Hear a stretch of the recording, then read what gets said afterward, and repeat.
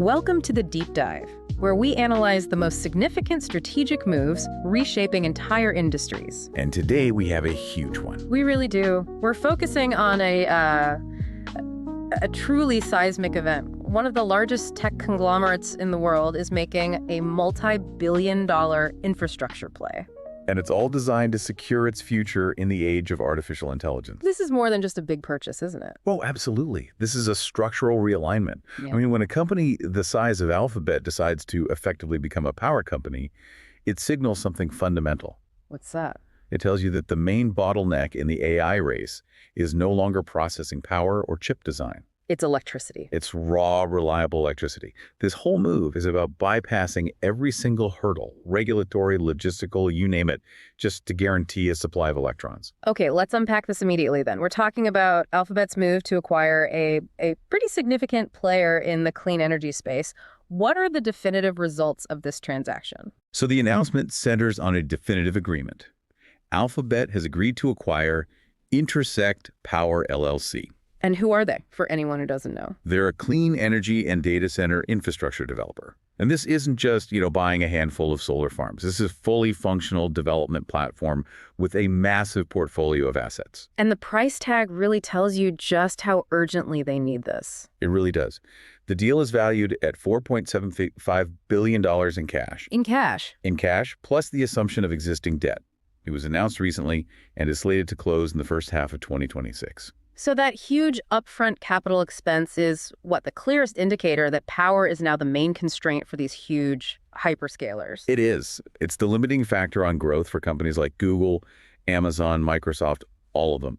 They run the global cloud, and they've hit a wall, a power wall. So if the core motivation is power security for Google Cloud and all their AI ambitions, why spend nearly $5 billion to buy the generator? Why not just sign a long-term power purchase agreement, a PPA, with a utility? Because PPAs are fine for established capacity, but they don't solve the real problem. Which is? Speed and location. Alphabet needs to massively accelerate its data center build-out to stay competitive, and they just cannot afford to wait 4 or 5 years for a utility to connect new generation to the grid. Right. Let alone to their specific site. This acquisition is about gaining direct, end-to-end control. It's treating electricity access as the single most critical limiting factor for deploying AI. That makes perfect sense. Let's dive into the context that made this happen, because the energy crunch and the AI build-out have created, a perfect storm. Exactly. I mean, start with the U.S. power grid itself. It's already under so much strain. From what? Demand growth, which had been pretty flat for years, is now surging. You've got industrial reshoring, the shift to EVs, and then the big one, data centers. The grid planning models just haven't kept up. And the logistics of just connecting to the grid are lagging behind completely. The numbers they're jarring. They are. The typical time it takes from when a power project is proposed to when construction starts has more than doubled in the U.S. Doubled from what? Well, back in the early 2000s, it took less than 2 years. Analysis now shows it's taking over 4 years. 4 years in a space where the tech changes every 6 months. It's an eternity. Yeah. It's a disaster if you're trying to launch bleeding-edge AI models.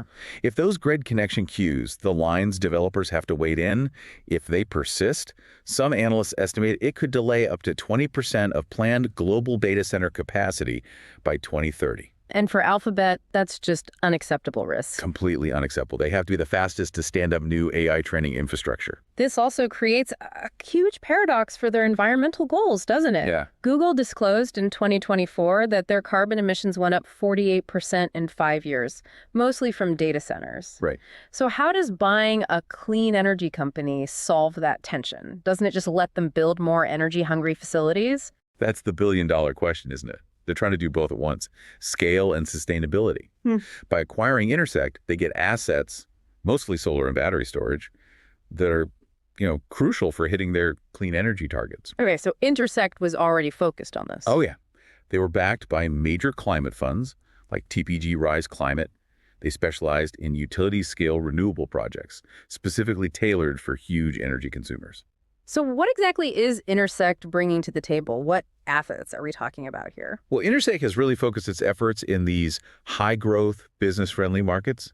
Texas, specifically the ECOT region, was a big one for them. Because of all the wind and solar? Abundant wind and solar and let's say, a more permissive regulatory environment. Their capacity is substantial. We're talking about 7.5 gigawatts of solar and storage already operating, with another 8 gigawatts in development. Wow. Their total assets, either operating or under construction, are valued at around $15 billion. Alphabet is buying a proven pipeline. And this is where it gets really interesting. The acquisition isn't just a general purchase. It's about a very specific infrastructure advantage, the co-location strategy. This is the most valuable part of the deal, the ability to just bypass the legacy grid structure entirely. What does that mean in practice? Well, the acquisition includes Intersect's platform, their team, and assets that were already contracted by Google.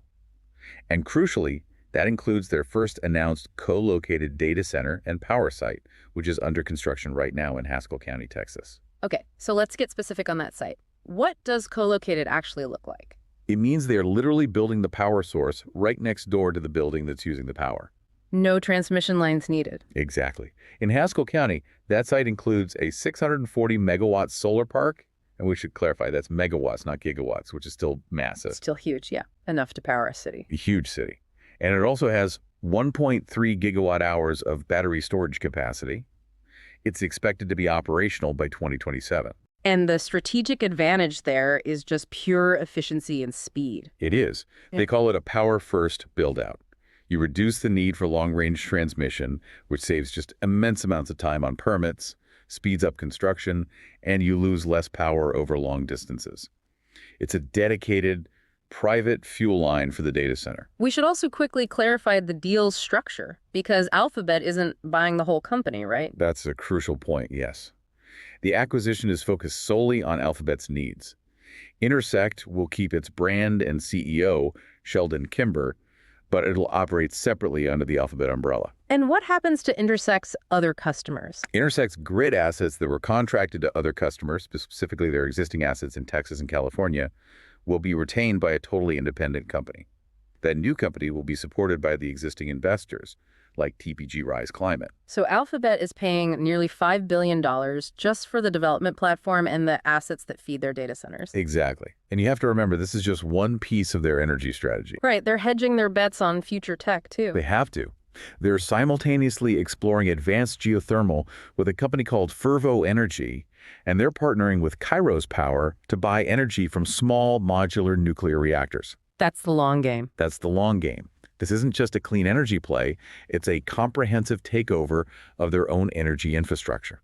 Okay, let's shift this into the investor context. Analysts are calling this internalizing the supply chain. What does owning the power source actually mean financially? It gives them immense pricing power and a lot of insulation from regulators. Alphabet now has, and this is a quote, greater flexibility to develop new power generation alongside expanding data center capacity. So they're not relying on utilities anymore. Not solely, no. And that reduces their regulatory risk because they're operating assets for their own specific use, not for the general public. And what does that ownership do to the cost of their electricity? It drives it down dramatically. Intersect's CEO, Sheldon Kimber, he notes they're creating a new class of industrial real estate, a digital power asset. A digital power asset. I like that. It's a great term. They're accelerating capacity and getting better costs by custom tuning the generation mix. So they use solar, but they fill the gaps with small, high-temperature gas generators. And with that mix, they're achieving costs in the $65 to $75 per megawatt hour range. So $65 to $75 per megawatt hour. How does that compare to the market? Well, if you look at regular gas turbines, the kind most utilities use for peak load, they're often in the $80 to $90 range. So a $10 to $20 savings per unit. Which doesn't sound like a lot until you remember that a single massive data center can use as much power as a small city. Over the 20-year life of dozens of these facilities, that $10 or $20 translates into billions in operational savings. And that's how they justify the $4.75 billion price tag. That's the math. But this trend must create massive friction with existing utilities. We're now hearing about this grid cost conflict. If big tech just bypasses the utilities, who pays for everything else? And that's where the politics come in. This massive, concentrated demand is forcing utility attention away from, general public needs. Utilities want these huge customers, so they often give them deep discounts. But someone has to make up that difference. Someone does. And since utilities are regulated, they have an incentive to pass those costs on to their captive residential ratepayers. So residential customers end up subsidizing the power needs of trillion-dollar tech companies. Precisely. It's an issue of what they call cost causation, and it's highly subjective in the rate-making process. We're already seeing it in states like Maryland and Virginia, where residential ratepayers are shouldering most of the regional transmission costs, which are being driven higher and higher by data center growth. And how do utilities respond when Alphabet uses co-location to connect directly to the power source? Many of them see it as actively anti-competitive. By going direct, Alphabet denies the utility the profitable opportunity to build new infrastructure, which is how they make their guaranteed rate of return. So it shifts all the fees onto the remaining customers. It does. It's a direct battle over who gets to own and profit from the next generation of power infrastructure. That is a deep conflict. But there is one final crucial piece to this puzzle that makes the Intersect deal an absolute necessity for Alphabet. And this is the AI efficiency multiplier. This is what changes the entire ROI equation. This move is so strategic because it ties directly into the proprietary hardware. Your chips? Their chips, specifically their Ironwood Tensor Processing Units, or TPUs. The rumor is they are significantly more power efficient than competitor systems. How much more efficient? Potentially twice as efficient as something like NVIDIA's Blackwell system. Twice? How? What's the secret? It comes down to integration and manufacturing. They're custom designing these chips for their specific AI workloads. And they're reportedly using more advanced fabrication nodes, a 3-nanometer node versus NVIDIA's 4-nanometer. And smaller is better? In this world, smaller is everything. It means denser logic, faster processing, and most importantly, less heat and less power use per computation. So if their hardware really is twice as efficient, that means the power they just bought from Intersect is twice as valuable to them as it would be to, say, Amazon or Microsoft. Exactly. The secured capacity from Intersect gives Alphabet double the operational output, double the ability to train and run AI models compared to competitors. The $4.75 billion isn't just for infrastructure. It's an investment that gets amplified by the efficiency of their custom silicon. Okay, we've covered the deal, the context, the pricing, and that huge competitive multiplier. Now let's turn to our closing segment. This is not financial advice segment. These are just thought experiments, connecting market dislocations to plausible, if outrageous, trade ideas. Please do not trade on this. The whole premise here is that the market is mispricing utility risk. Alphabet's move signals that the largest customers are now going to systematically internalize their power supply. They're going to bypass legacy utilities. Which creates stranded assets. It dramatically raises the risk of stranded assets for these regional utilities. Their share prices are inflated right now based on this assumption of massive data center growth that, well, it may never actually materialize through their traditional tariffs. So lay out the outrageous but plausible pair trade for us. Okay, we're looking to arbitrage the risk fragmentation this deal creates. Let's hear it. The short leg. You shorted a basket of regional utility stocks. Specifically, utilities operating in high-demand data center regions like ERCOT in Texas and PJM in the Mid-Atlantic. And the bet is? The bet is that increased regulatory scrutiny on this grid cost conflict, combined with losing their biggest customers to self-generation, will just depress their future returns and force a major valuation correction. Okay, so that's the short. What's the counterbalance? The long leg. You go long the independent entity that was spun off from Intersect. The one with the non-Google contracts? Exactly. Remember, that entity kept the highly valuable power assets already contracted to other customers in Texas and California. It's now unconstrained by Alphabet's strategy. It's focused entirely on serving this massive digital load, and it's already capitalized by sophisticated infrastructure funds. So it's perfectly positioned to serve the other hyperscalers. Perfectly. It's set up to serve Amazon, Microsoft, anyone who still desperately needs non-Alphabet-owned power to keep pace. It's an arbitrage on a newly created, highly specialized company. A fascinating structural trade. To wrap this all up, the $4.75 billion Intersect acquisition is, at its core, an infrastructure play. It's driven by AI's power demands, and it's all about controlling the supply chain. This isn't just some footnote in the clean energy transition. This is definitive proof that tech companies are now acting like utilities with massive checkbooks. They're shifting regulatory risk and generation cost onto their own balance sheets. Where they think they can move faster and more efficiently than the traditional grid. That's the bet. So, what does this all mean? Consider this. What are the long-term governance implications when trillion-dollar tech companies begin dictating power infrastructure development faster and more comprehensively than the traditional grid regulators who are supposed to ensure equitable public access can even plan for it? That's the question for tomorrow.